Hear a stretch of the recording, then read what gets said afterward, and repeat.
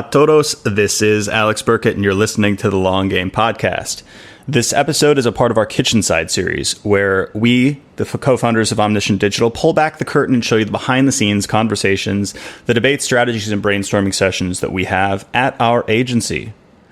The meat of this conversation was contrarian ideas. So we start off the conversation debating a hot take from Ben Pines on LinkedIn that stated that content marketers are not actually storytellers. So we found some grains of truth in this. We debated what storytelling actually means. We talked about when storytelling applies and when it doesn't apply, and how this model should look in our ideal world of content. We also covered what SEOs should be focused on right now.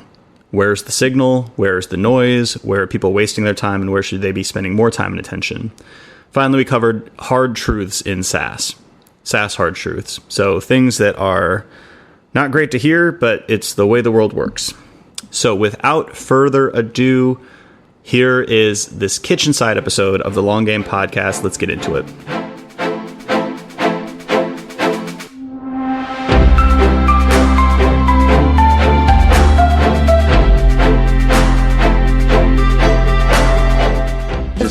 I just don't want it to automatically record. Yeah. Go. That's what I always do on my interviews, because I feel like the countdown timer really makes you aware that you're on camera. And it's like, how do I start? It's like you go out on stage and the lights are shining in your eyes. You're a deer in the headlights and you're like, be entertaining. Go. Say something funny. It's like it all of a sudden introduces a cold start when you had already started in a weird way. Yeah. So anyway, we're going to talk about LinkedIn teardowns. Allie, I think you maybe framed it that way. Lots of people post lots of things on LinkedIn. Some of it's good, most of it's bad. I feel like, have you ever seen that Billy Madison? You've seen Billy Madison, right? It's been a while. There's that thing at the end where they're talking about Sandler goes back to school or something. Yes. And they do the academic decathlon, and in one of the sections, he's supposed to speak to a question around like the Industrial Revolution and its effects on like the Midwestern economy or something like that. And he tells the story about this like puppy dog that he learned in third grade. And the moderator goes, everybody in this room is now dumber for having listened to what you just said. Not only do I award you no points, but may God have mercy on your soul. Is that how you feel when you're on LinkedIn sometimes? Yeah, I was thinking about that the other day. I'm like, I think I'm a worse marketer for having read LinkedIn posts. Yeah. So anyway, but there is some good stuff, and I think we're going to talk about that today. Let's start with the most contrarian. I got another meme in my mind. Have you seen that Gordon Ramsay one where he's like, delicious, finally some good fucking food? When I saw this one, I was like, delicious. Finally a good fucking hot take. Like a real hot take. Ben Pines. What are you talking about? Ben Pines, Director of Content at, is it AI21 Labs? AI21. Sure. Had him on a pod a couple months ago. Had him on the pod. WordTune, great product. He's had some good hot takes. This one goes, marketer, you are not a freaking storyteller. SaaS content is not the same as journalism. We are not telling stories. That is not the main thing. We are targeting people who search for an innovative perspective that can help improve an aspect of their work. 1, they want to succeed in their work. 2, they're looking for experts who have experienced a similar situation. 3, they want to learn from your experience, try it out for themselves. If there is no problem solution in the article, they won't read your blog. Thoughts? I feel like innovative perspective and learn from your experience, like those could be stories. But to just tell stories as a SaaS blog, I don't think that works. I think that goes into the whole media company thing where, like, sure, you can have a whole series of telling stories. If I think of examples, First Round Review comes to mind. They tell some great stories in their articles, but it's also filled with tons of actionable stuff from their first-hand experience. It's not just telling a story. Yeah. And maybe, I don't know, maybe we're talking about format or something, but I'm looking at the comments here and people are kind of putting them on blast around like, storytelling is everything. And I think they're missing the point that, yes, it's important, but it's not the end goal in itself. Like the end goal is the business, like growing the business, and you do that by helping people do their work better, at least in B2B. You know, Jay Acunzo, on one of the fireside chats that I did with him, had a really good point on this, because I was noting, I read his book, Break the Wheel, and he's a very good storyteller. And I remember one of the insights that he framed, I think he introed the book with this, was around this coffee brand. What was the coffee brand's name? Death Wish. Death Wish Coffee. And the point was they basically took the exact opposite approach to what all the other coffee makers did, which I don't know the exact bean names. It's like Arabica and Robusta or something like that.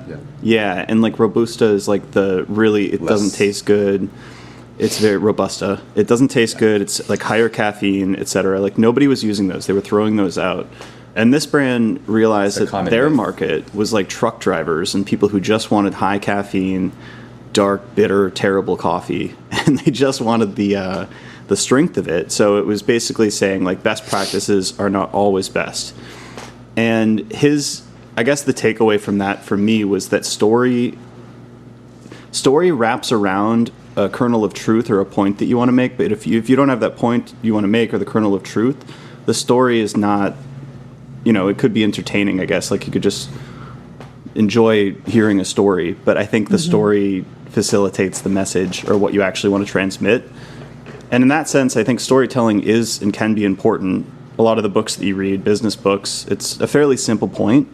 Robert Greene is very famous for this with the 48 Laws of Power, 33 Strategies of War. He'll basically give you lessons about power and war and strategy and all of these things, but he'll take stories from the 1500s, or like he'll mine through history, and it's so you remember it better, and it can definitely help points stick. But I'm kind of rambling at this point. I do think the word story and storytelling in marketing, and especially content marketing, I don't know exactly what people mean when they say it. Yes. Yeah, it's just another one of those phrases that people are just saying. Marketing is storytelling. Like when I think about stories, I think about reading The Atlantic. Like I just want to read this thing and read this story about how some person turned their dead parent into an AI and like spoke to them. But I don't want to read a story like that on a SaaS blog. Like I'm trying to do my job better. Yeah. Or like the recipe websites. Everybody complains about the fact that they start with 600 to 800 words of the story of recipe. How their grandparents used to make this, and they used to love it in the summertime, but they hated the mustard in it, so they took the mustard out. And it's like, just give me the damn recipe. I agree with what you said, Alex, about how it's just one way of delivering information, and maybe it's a bit stickier. That's what some of the commentary below his post is saying, is like, well, story is simply a framework. Like you can still deliver the problem solution piece of content just through that method. I will say, I think that this is a symptom of so many journalists and creative writers entering the field, is there's a disconnect with like what they used to do, and what they used to do was really fun and very creative. But like David, you said, it's a whole different world in a way. Like there's a whole different purpose to that content. I will say, like customer and success stories, those usually read well in story format. I think that they resonate more and they help the reader connect to both the customer and then like the tool that they like. If it's a hero's journey, like they use this tool, and you can have this tool too. But as for a SaaS blog, I think it's gotten a little bit out of hand in terms of the storytelling aspect. There's only so many stories you can tell about a SaaS tool. So we're on Ben's side here. Ben, if you're listening, we support you.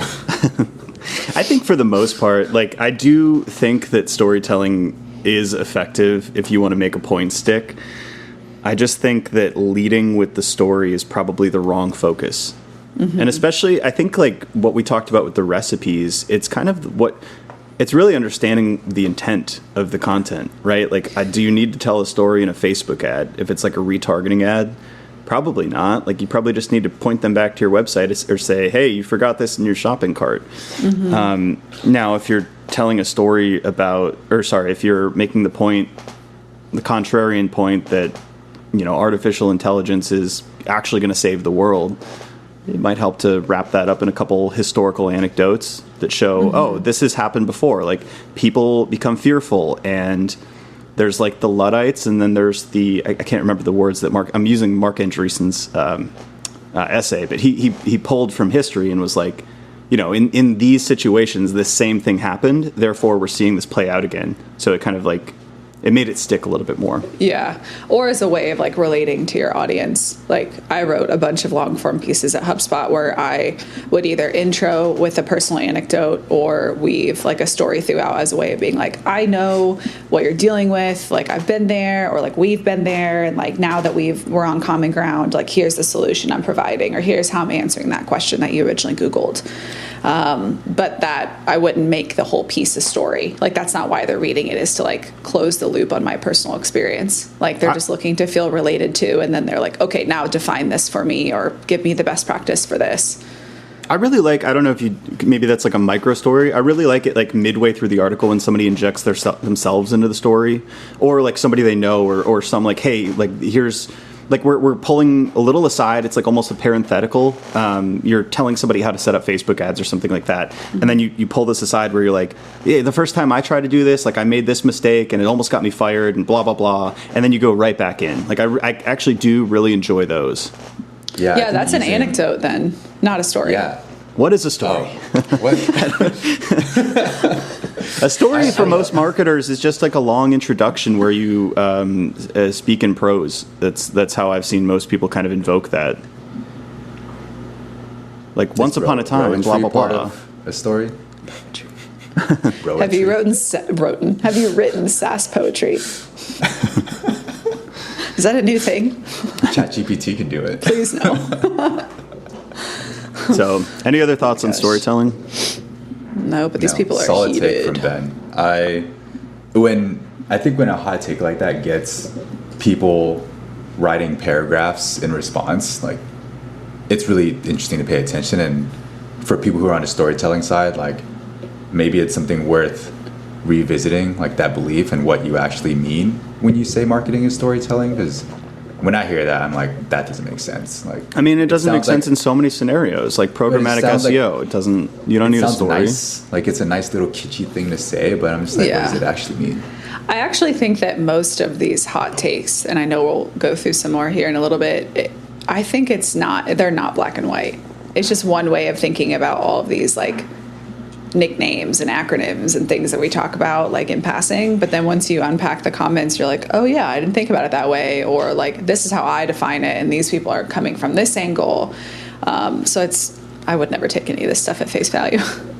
I do think that there is a large swath of information and advice given online that has a moral tone. And I've talked about this before with kind of the media company and creative brand types of things. It's like, be human, like, don't write for the algorithm, write for the humans. And it's like, yeah, of course, because the human's going to read that, but also like the human's not going to find that if you don't actually optimize for the algorithm. So you got to do both, and that's totally fine. Like, but it sounds benevolent to say be more human, right? It sounds benevolent to say be more creative. It sounds awesome to say like you got to be a storyteller because humans are storytellers.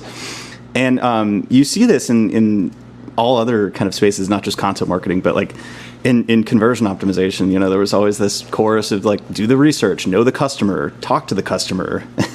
And like, I always find myself just like passing by. It's like, yeah, of course. Like, you sound wonderful for saying this, but I don't think it's actually helping anybody.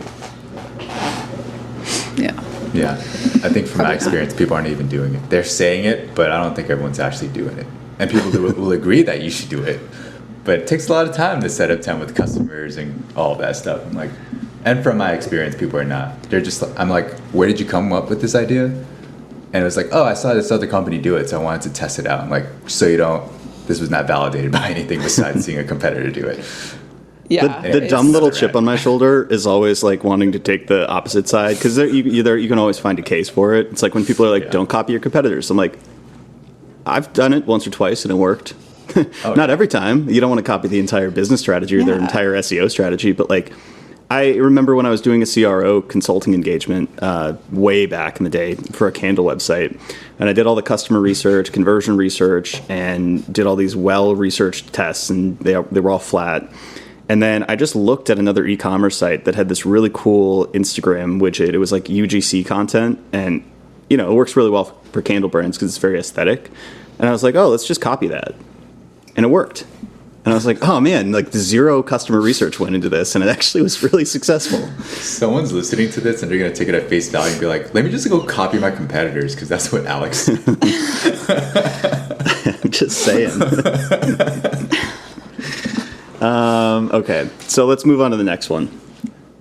Casey Hill had a post that's all about hard SaaS truths, which I really like these. We did one, Pep Laya had like hard leadership truths, and I think that was a really cool segment that we did. So we'll go through these one by one, maybe? Yes. Let's do it. Some managers are just bad, but the good ones are often about fit. Certain folks thrive under a Steve Jobs or an Elon Musk. Others would be gone in a month. Good leadership is about building a team that is symbiotic with your management. Yeah. I think we've experienced that firsthand. That's very true. I think that's obvious. That's pretty straightforward. A lot of teams are massaging the numbers. We have 10,000 customers, might mean that they have that many free and paid users. They really only have 2,000 paid. We work with BMW, might mean they work with a single BMW dealership. Our NPR, NRR, sorry, not NPR, is 110%. If we just exclude that pesky small business cohort, which is 20% of all of our customers. Take public numbers with a grain of salt. I like this one. I like this one a lot. Case studies are often bullshit, right? Except ours. Not ours. We show charts. Very proud of our work. We don't just increase traffic, you guys. We do much more. Well, there's a lot of bullshit online. Like, I don't think this is like, you always have to like think, all right, this person is trying to make themselves appear strong and successful, etc., because that generates social proof, that generates trust. Taken to the extremes, I saw John Henry just called out this SEO tool because he literally found that all of their testimonials on the site were just fake. Like, they were just he reverse searched the images of the people, and it was like these generic stock photos, and was like, all right, this is not good, right? Massaging the numbers, I think we've all seen that. Yeah, 100%. Oh, yeah. I mean, I might have kind of done it myself a little bit. Internal pitch decks, making a case for things, kind of fudging the numbers, rounding up a little bit. Yeah, little white lies. I'll admit to that. Tell us more. Do you have any specifics? Yeah, it'll be like if I'm trying to make a case for something that I strongly believe in, and I wanted to reduce skepticism, I might exclude some data points that are like, it's important to know, but it would distract from the big picture. Mm-hmm. It's kind of like we've talked about how if we put certain things in front of clients that aren't even the key thing for them to care about, it ends up being 30 minutes talking about something that doesn't actually matter. It's similar where like I'm not like making up fake numbers, but I'm excluding things that are just going to be distractions that don't actually make sense, which might be different from what we're talking about here.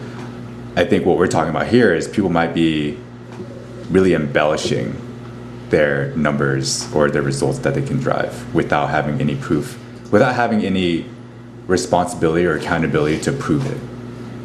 And I think that's probably one of those truisms, just generally speaking. Like, people generally on their resume are going to take more credit for the numbers that they had a role in moving, but it obviously wasn't like just due causally to themselves entirely. The same is true for companies and case studies. You see that with agencies where it's like, oh, we drove this growth and it helped the company get acquired, and it's like there's a lot of there were a few other factors going on in that acquisition than your PPC campaigns. So I don't know. And I also think the flip side is that internally, actually, I've seen a lot of companies who do have really impressive numbers who aren't updating them and are actually underrating what they're doing. I see a lot of candidates who come into our job roles who don't even give points of proof. So I think the opposite is also true. Yeah. Yeah, I would say like folks that are in transition right now, like I've talked to some candidates who didn't bother to like make note of their impact before they transitioned out, and obviously you don't have access to that data after you leave. So that's definitely really important, is to make note of all that stuff. Because that's what we pay attention to. It's the numbers. Yeah, it's almost like it's the first thing you notice, and then your second order questioning is around like the details on the number, but like the number does attract your attention. Yeah, just be ready to back it up. All right, so every founder thinks their team is filled with A players. In actuality, A players are very rare and often heavily fought over. If you have a true A or A plus player, they are changing the trajectory of your business in 12 months or less. But you can have a good team with efficient B players that are worth far more than what they're paid. Efficient B players. How would you guys define A player? I think it's kind of like the 10x engineer concept. There's probably a bell curve, like a normal distribution of employees where most people are Cs. Some section is D and B. That's a little bit smaller than the C players. And then A and F players are exceedingly rare, probably. And F players are probably more rare than A players. Or sorry, the opposite. A players are probably more rare than F players. But I think it's probably like the top 1 to 5% of people are probably A players. And a lot goes into the fit too. It's like, I don't think you're just like generically across the board, like you would be talented at every company. So there's sort of like employee company fit. Like I feel like I've been an A player at points in my career, but not at all points and not at all jobs. Yeah, I've been asking this question in our screening interviews of how would your past 3 managers rate your performance on a scale of 1 to 10?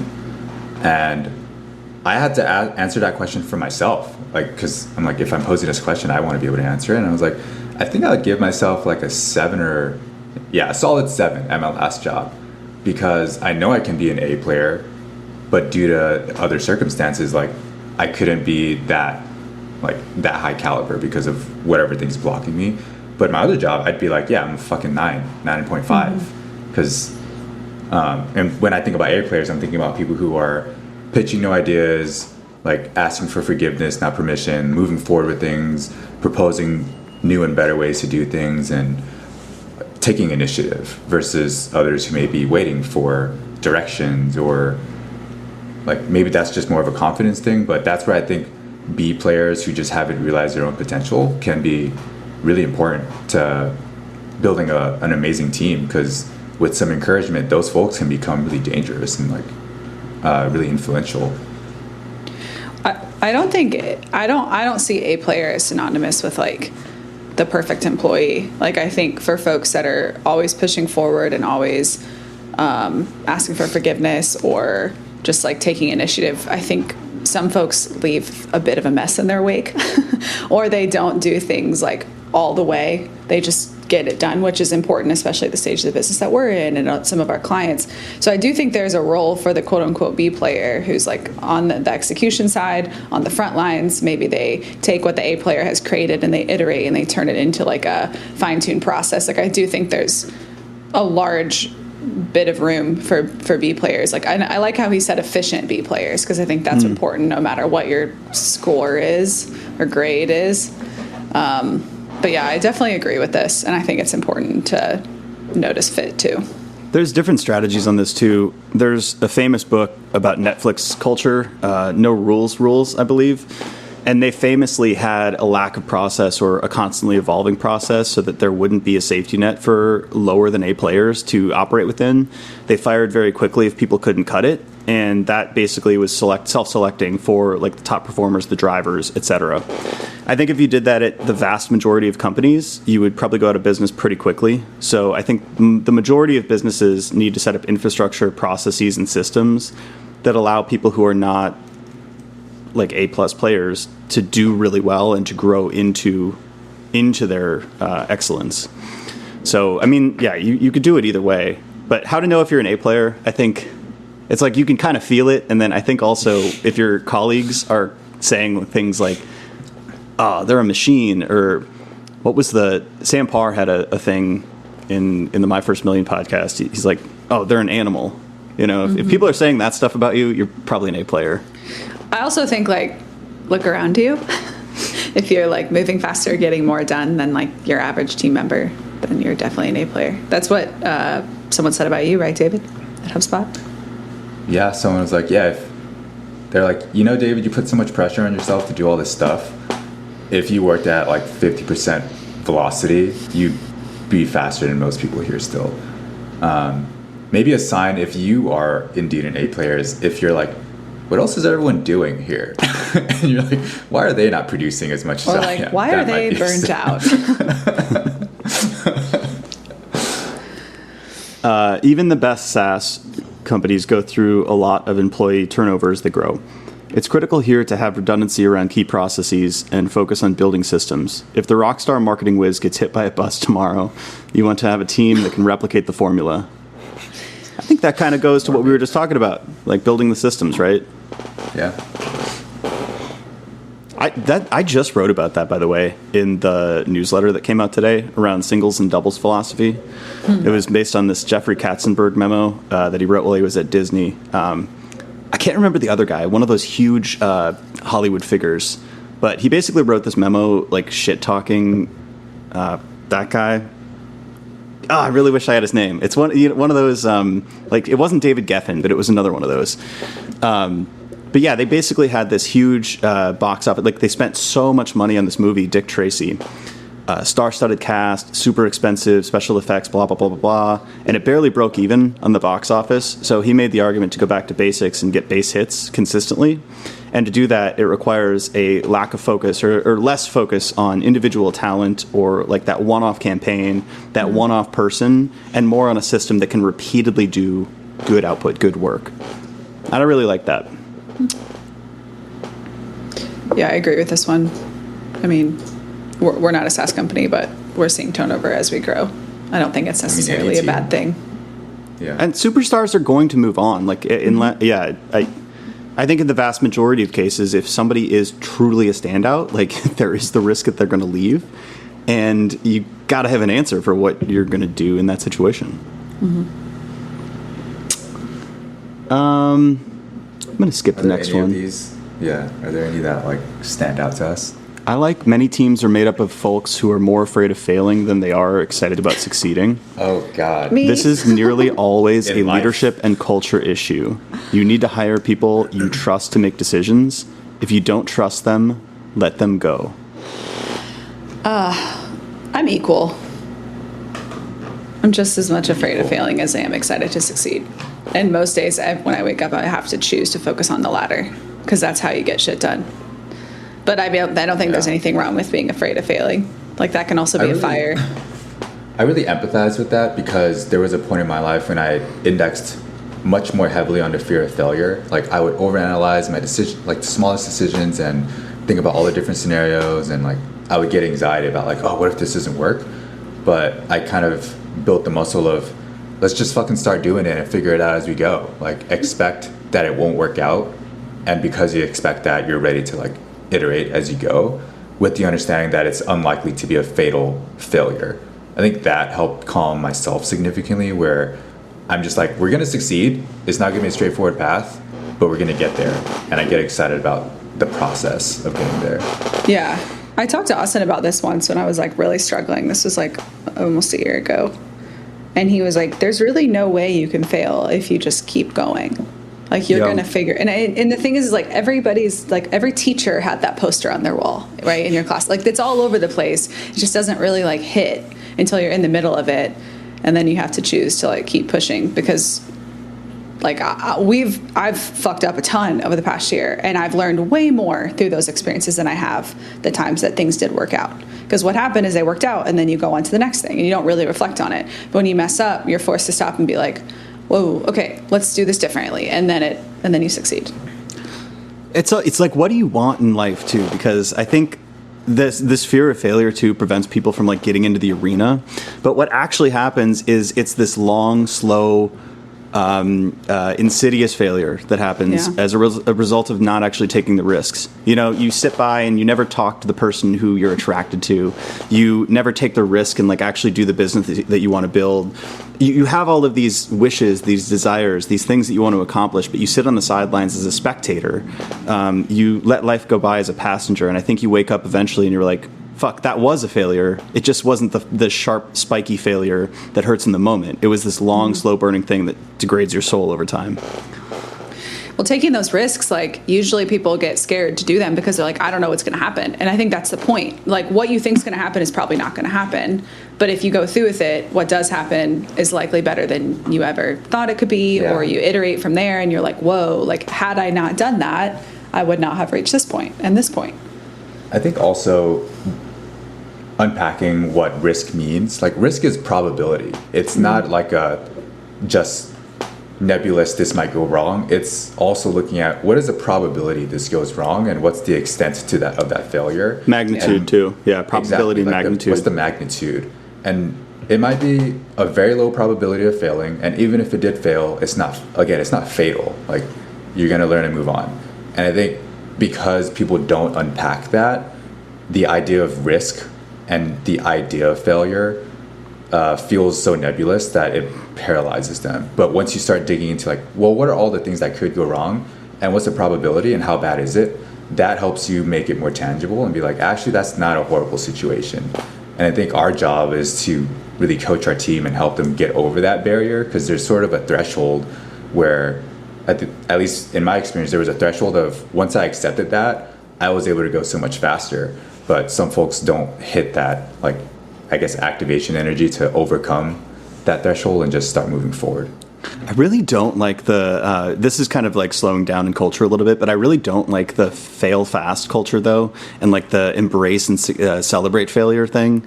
I really don't, that doesn't resonate with me. That was always a thing in the experimentation space, was like, it was never the executives that said it, but it was always the experimentation people who were like, didn't win, but we learned. And it's like, I don't care. Learning doesn't pay the bills. So I think you don't want to aim for failure. And I think, David, risk mitigation and actually figuring out, like, what's the downside of this if it does go wrong? Like, don't put all of your money in fucking crypto. Put 5% in, and you'll maximum lose 5% of your portfolio. But, like, you don't want to risk it all and, like, lose everything. That's a horrible way to interact. That's not courageous. That's stupid. Yeah. Well, if you do that, understand what the risk is. Risks. Like, I know someone from HubSpot who took out his entire 401k and put it into Ethereum. He made a fuck ton of money.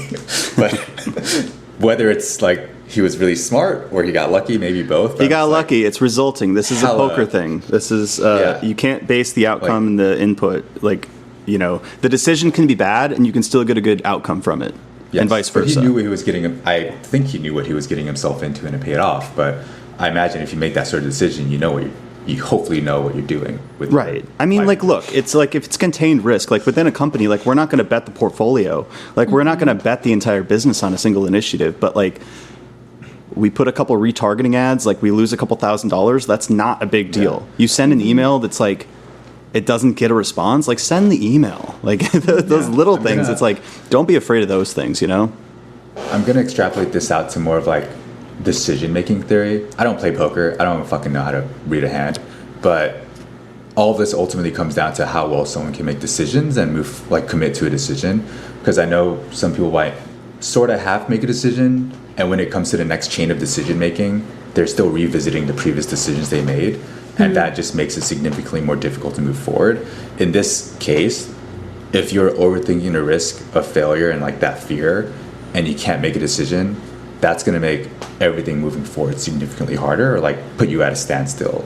And so I would kind of bucket this under decision making and like being able to be comfortable with like some of that ambiguity and risk. You don't play poker? No. We should play next time. I think you would really enjoy it. You would be very good at it. I probably would. You'd get so into it. It's a perfect metaphor for learning in life, because a lot of people say chess is a great metaphor for that, but actually poker is much better because it involves so much luck and randomness. But there's also a ton of decision theory, statistics, math that can go into it, and psychology. And you play with more people. Very fun. Chess is just 1v1. I should not do it. No, you would like it. I know I would like it. Like I would get addicted to it and like try to. David's really in Vegas again. Damn it. I don't gamble either because I don't know. I don't want to expose myself. Like I used to be a really big gamer. Alex knows this. And there was this one time I just like downloaded a game I used to play as a kid on my phone, and I was on a plane with Lisa. For 6 hours, I didn't look away from my phone. And she was like, you didn't look at me once during a whole flight. Whoa. I'm like, yeah, that's what happens when I get into something that I know I'm addicted to. Just cap it at like a $20 buy-in. Can't really do Yeah. much harm with that. That's how we play. Yeah, and never play poker with Bernard from ClearScope. He'll be friendly and maybe like lose the first couple, and you're like, oh, I'm not. Did you too ever bad. learn his No, tell? he's a shark. Did you ever learn his tell? No, he's good. He's very good. No tells. I had one more thing to say on failure. Oh yeah, that's it. Okay, cool. So I think another point I wanted to make is that a large percentage of business decisions are made to mitigate failure or the perception of failure, especially in the B2B context. So a lot of the times positioning, messaging is focused on like, oh, make this much money, save this much time. A lot of business decisions for B2B software is basically like, is this going to make me look stupid? Is my boss going to yell at me if this goes poorly? Your 100%. key to not fucking up. Yeah. So that is the 100% reality of the guaranteed you will world. fuck up. And we can rail against that, we can rant against that, but that is the way the world works, and even more so in uncertain economies. Maybe there's a little bit more exuberance in good times, but that is the way the world works. I think from a management standpoint, you do want to, even if you're not encouraging failure, I think you want to encourage openness around failure, and you want to show that as a leader you fail too. Because I think one really big problem in most organizations, especially larger ones, is that the message doesn't come across. Like, you don't talk about the times you fail. So you enter this arena of success theater where everybody's afraid that their head is going to be on the line if they even say that they did something that didn't work. So I think that may be what he was going for with this too. Yeah. Be careful. I didn't read this before. Did you not see that? I thought you saw that. Yeah, I didn't. Be careful about a, quote, culture of failing. Everybody looks good in the boom times like 2021. When it gets tough, you have to keep a finger on KPIs and standards more than ever. If marketing is struggling to generate pipeline and sales is struggling to convert and the executives are struggling to hire and product is struggling to meet timelines, pretty soon folks can get comfortable in a culture of failing. Quote, it's not my fault we aren't growing. Look at insert other departments here. Oh, we just said that. Fuck Yeah. failure. Yeah. Like, I don't want failure. No. I want I also- honesty around failure, but I don't want Yeah. to aim at failure, and I certainly don't Yeah. want to build a culture where it's like fine to fail all the time. Or just finger pointing. I think you give someone like 5 minutes to talk. Like, not really, but it's like a short period of time. Like, we Like, you owned. failed. What did you learn about it? What are you going to do differently? Earlier Yeah. this year, we owned whatever we owned, and we spent a little bit talking about it, and we're like, cool, what are we going to do about it? And then we like iterated as we learned more. And so it was like, you definitely want to acknowledge it and be authentic, especially like from leadership. But you can't stay there. Like, where do you go in that zone, you know? Anything else on these? No. I think that's pretty solid. Let's go next to the SEO tips one. So this actually I really enjoyed because a lot of SEO LinkedIn and SEO Twitter is ridiculous and unhelpful and vapid. So this is Daniel Foley Carter, SEO evangelist from 1999. Things that an SEO you should be doing right now. Spending less time on ChatGPT to do the work. Trust me, AI is incredible, yes, but it feels like there's just more emphasis on AI than there is on actually learning about what Google is moving towards. Ignore that. That's obvious. Fully absorbing and learning about what helpful content is, what constitutes as helpful content. I'm just going to read like 3 or 4 because they're all kind of related. Yeah. How to measure helpful content. So as you and your team create content, you're able to measure impact and repeat, edit, evaluate, and repeat. I said repeat twice. Learn about information prioritization. This goes hand in hand with helpful content and user experience. As helpful content algos evolve, it's key to understand that meeting a majority of your visitors' needs is more likely to result in higher rank. So I guess all of that's about helpful content. I've been answering this question more frequently again recently, and on prospect or like sales calls, and people are still asking, how and are we using AI to produce content? And at this point, I feel like it's a trick question because my answer is pretty canned at this point. Like, we use generative AI tools to help us with the research and ramp up on industries that we're not familiar with. we use it for help with editing, but it doesn't have a significant role in the output. And the response I've been getting is like, cool, same experience. Like, yeah. I agree with that. It's like they're not expecting you to use it like to write a whole article anymore. Mm-hmm. And if you do say that I imagine if you do say it's a significant part of your process, they'll be like, wait, hold up, what? I think that was a big mistake that a lot of people made. And this is like, we talked about being an early adopter before and how my hot take is that it's overrated in many cases. But I think a lot of people went really in on AI forward, and AI to me like was never the value proposition. It was always an operational efficiency booster. It was never you don't say, like, in your question, it's like, who fucking cares, like, how we're using AI? If the content is good and helpful and works, like, what would it mean to you if we were versus weren't? You know? Does that change the results that you're getting? So I think a lot of people made the mistake of being like, oh, I'm an AI expert, I'm going in on AI. And it's like, yeah, but what are you doing? Like, what is what you're doing working? Like, I don't care that you're using AI to create it, honestly. Yeah. And we'll probably get into it later, but I've been using the idea of the EEAT and information gain a lot in my conversations. And like, by nature of how LLMs work, the content that these tools produce has no information gain. It just summarizes what's already available and therefore not adding any value. And so, like, again, we don't use it. Yeah. Like, for a significant part of the process. We only can get that through first-hand experience, which is through subject matter expert interviews. And I go down that route of how we're making the content valuable and all of that. So I think a couple months ago I was having trouble speaking to those things, but there's a lot more clarity now. And I feel like if an SEO is still spending a little too much time on how much they're using AI, they're probably focused on the wrong things. Mm-hmm. I'm reading through a lot of these other things on Daniel's post, and I do think that he is actually right on all of this stuff. A couple more include understanding end user engagement, scroll behavior, click mapping, reports in GA4 to understand basically UX signals, right? Fully absorbing and learning about double EAT. He talks about information gain, especially in your money, your life content. My one thing with a lot of this stuff, and again, I do think that he's right with what you should be focusing on, but I think in memes, so forgive me again, but it's like that midwit meme where isn't this stuff just good content, and haven't we been doing this for a long time? We have. Right, but like, I guess like this... The royal we? No, us three. Wait, no, our team.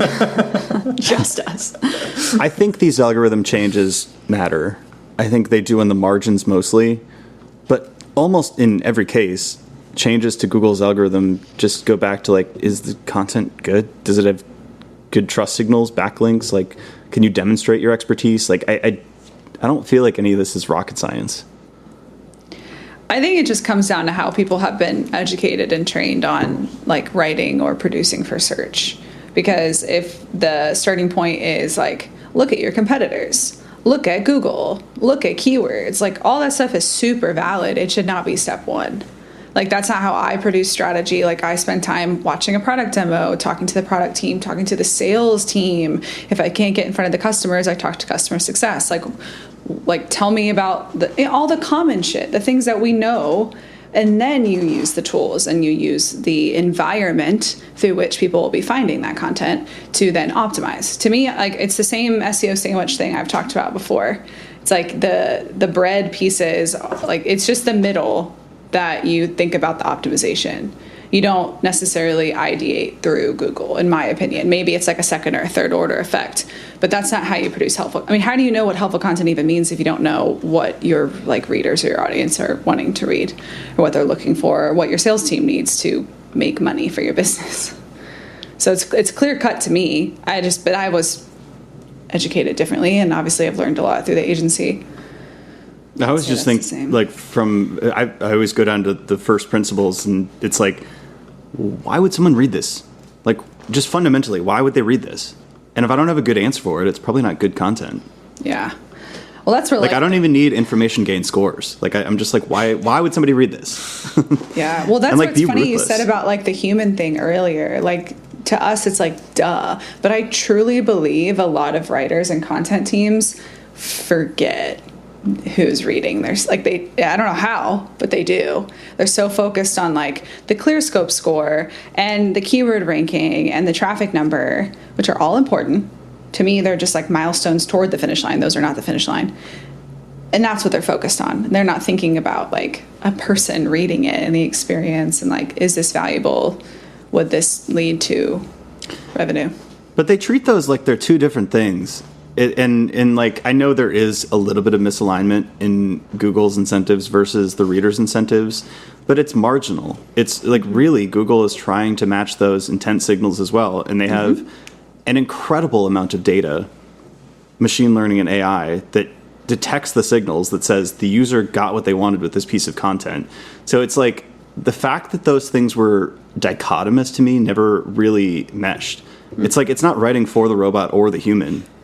Like, the robot is trying to detect what the human wants to read. Yeah, and you use, like, robot inputs to up your chances of getting discovered and being read. But that should not be how you ideate or how you produce, you know? Yeah, I think the more time I spend in the space and life in general, I just realize that there's noise in everything, and I think we're just noticing a lot more noise in this industry. And because we know like what's effective, or like we have a strong opinion on how things should be done. Granted that this is also what everyone else is saying too, which makes it hard to know who to trust. But there's just so much noise and distraction from what actually is valuable, and people are trying to make things really complicated and fancy and create all these tools and use AI and all this stuff. But once you get to the meat of it and the foundational basics that really haven't changed, like Alex said, like it makes it super clear what you need to do versus all these other things that people are going on about. It's so challenging because it's such a boring like take on all this, but maybe because it's so boring, it's a hot take. I'm not sure. I don't think SEO as a concept is hard at all. What I do think is hard is scale. I think velocity is hard. I think editorial operations are hard. I think building in quality standards that a team of writers, both in-house, freelance, and AI can understand, I think that's hard. I think building links at scale, especially like if you're a small company and you're just starting out against higher level incumbents, that's hard. But I think the root level of what good SEO is really easy. Yeah. I agree. It's almost like all of the attention is focused on that instead of the hard stuff. Yeah, I was talking to Nadia, who was at Bengage and now at, I forgot what her company is called. Well, I need to add that. Sunnyside? Sunnyside, yeah. And she was like, what are you seeing in the market? What's working? I'm like, honestly, it's less about what's working and more about people doing all these things that don't work because of all the noise. Yeah, it's tough. And I think the tough part of SEO is the human side, where people are quick to believe all the things they see on LinkedIn, and like they're kind of getting dumber because they take all of those as truths. And it's our job to come in and kind of undo some of that education, quote education, and help them focus on the right things and have more clarity on what they're trying to achieve. I think that's the hard part of SEO, is like for in-house SEOs and consultants, like you need to help educate people and keep them focused on a goal, and hopefully you know what they're trying to achieve and help them get there. Yeah, it's like as Fat Mike from NoFX once said, it's our job to keep punk rock elite. It's our job to keep SEO basic. I think that's a good place to wrap it. All right.